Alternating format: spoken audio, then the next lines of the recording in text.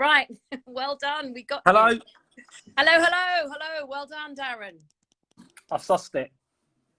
Great stuff. Okay, fine. Well, look, this is a little bit, I was saying to everybody, you know, we haven't done this before.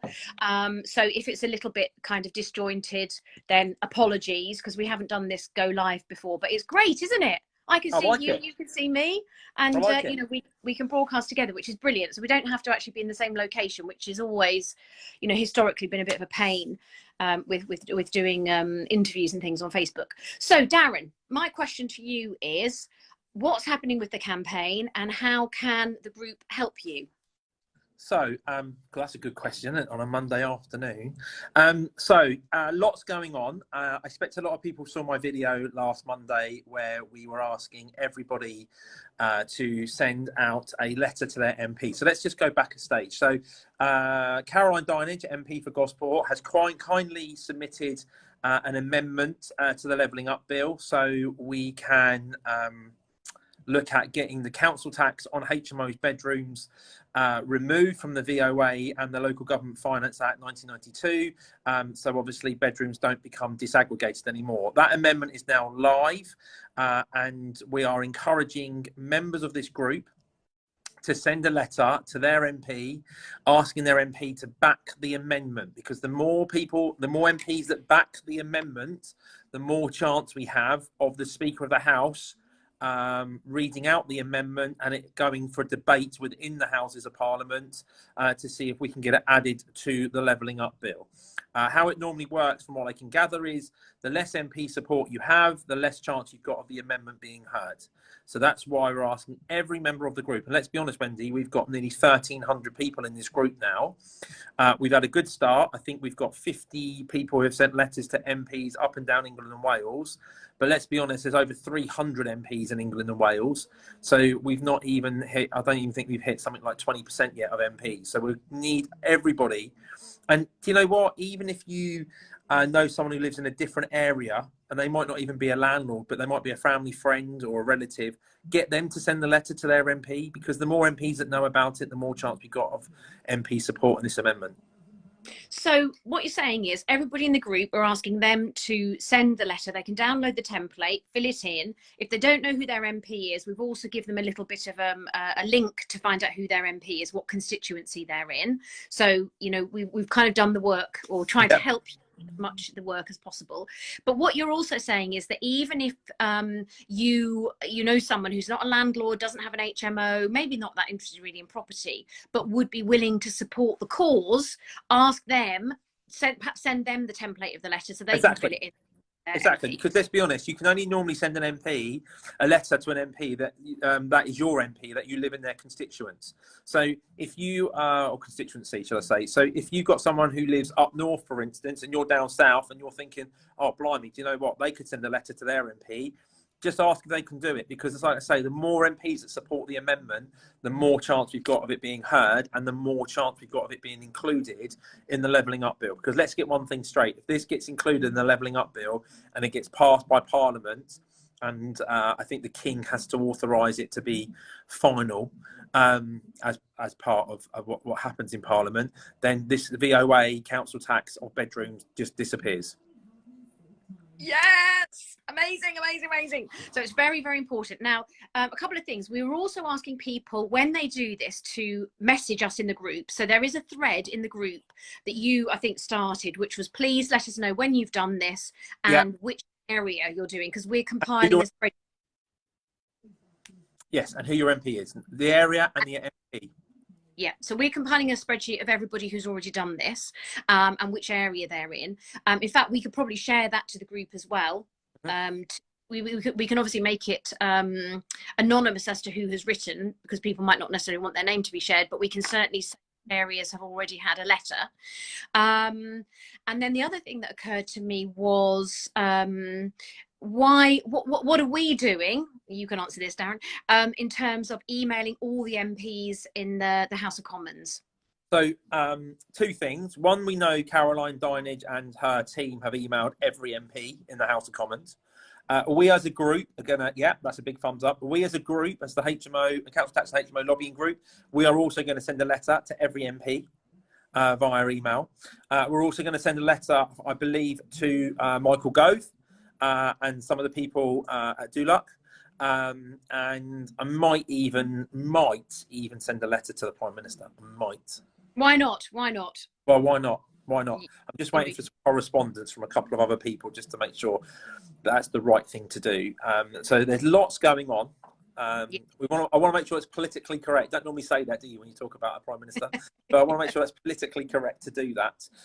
But also, what we've also forgotten about is if you've got tenants. If you've got tenants, get them to send a letter. And even better, get them to send a letter from the house. If they're a house of tenants, get them to send one letter, all signed by the tenants, and send that to Michael Gove and send that to their local MP. Because look, guys, I think where we are now, we have tried to do the nicely approach. We've tried to negotiate. Everyone knows that I've tried to do everything I can with the VOA to say, come on, guys, you know this isn't right. And every time they just shut the door in my face. So do you know what? Gloves are off. Let's get the word out there. This amendment is live. We're very fortunate that we've got an amendment. People may not realise how hard it is to lodge an amendment. You know, Wendy will probably tell you I've had to go through many a day. The wording, it's had to be agreed, the wording by the policy build. Yeah, and we've had to get our barrister to work on it. We've had to put some of the funds that we've raised into making sure that this amendment is correct, so that it would be accepted by the policy team, so that Caroline's team would say, yeah, this is fine, we can put this forward as an amendment. You know, there's loads and loads and loads of different administrative steps that need to be gone through, hoops that need to be jumped through to get this far. Now, Darren, what about the deadline? When is this amendment likely to be heard, or certainly be decided whether it's going to go forward to be debated? The bottom line is we don't know. What I don't want to do is wait and then have a massive manic rush at the end to go, oh my God, everybody send the letter out. I'd rather say, let's think that deadline could be, I don't know, this Friday, you know, next Friday. We've got to, you know, hit the ground running, so to speak, because I do not want to be at the stage where I'm rushing around in the last 24 hours because we haven't got enough MPs who know about this amendment. So I think what we should be looking at is saying, right, can we get as many letters out within the next 10 working days? Because if we can, I think that's going to really benefit the whole group. I'm really excited about this. Wendy knows that I'm banging the door down to try and get this resolved, not just for me, but for every tenant and landlord up and down England and Wales. You know, that's how we've got to look at this. And I think this would be a massive win if we can get this amendment included in the Levelling Up Bill, because this Levelling Up Bill, I do believe, will become law. Probably, my gut feeling is by March. And I think there's then some other work that we can see coming down the line in terms of the Renters Reform Bill and how that simply does not take into account an HMO. That's another piece of work further down the line, but I think you and I feel, along with the rest of the group, that HMOs are just not properly represented at the moment at government level, and we want to put them on the map. We want to see that they are represented truly and properly for what they are and what modern co-living HMOs are like, which many people don't even know about. They don't even understand this movement of co-living, which is very different from, you know, the grungy young ones type living that people might think in their minds is what an HMO is all about. And I think everybody on the group, you know, understands that and is with that, which is fantastic. Yeah, I think everyone on the group understands that. We have got a fantastic following. I do believe we can get our group up to 2,000 members. And I think if we can, then that's 2,000 members representing, you know, 400,000 potentially HMO landlords and up to 3 million sharers. You know, it's huge. You know, this group could really go places. And I think with this amendment, if we can get this across the line, it will be a big tick in the box for everybody, but it will also show the government that as a group, we are serious about lobbying. And I don't want to stop there. I want to drop the council tax of the Council Tax and HMO lobbying group and just be called the HMO lobbying group. Now, the other thing is next week, you and I are attending the NRLA conference. That's on Tuesday, the 15th of November down in Coventry. So again, if anybody else is on the group and is going to go or thinking about going, it would be great to see you there. Please come and say hi. We're printing. In fact, I've got to go to the printers and collect all the briefing papers, which have now been printed. They just let me know about half an hour ago. So we're taking a whole wodge of leaflets with us and also template letters. So landlords who are at that event, event who aren't perhaps on social media, they're not in this Facebook group, we can tell them about what we're doing and spread that word a little bit more widely as well. Yeah. If you other landlord groups as well and you want some printed material, we can happily get some of those briefing papers out to you if you'd rather have a printed copy rather than an electronic copy.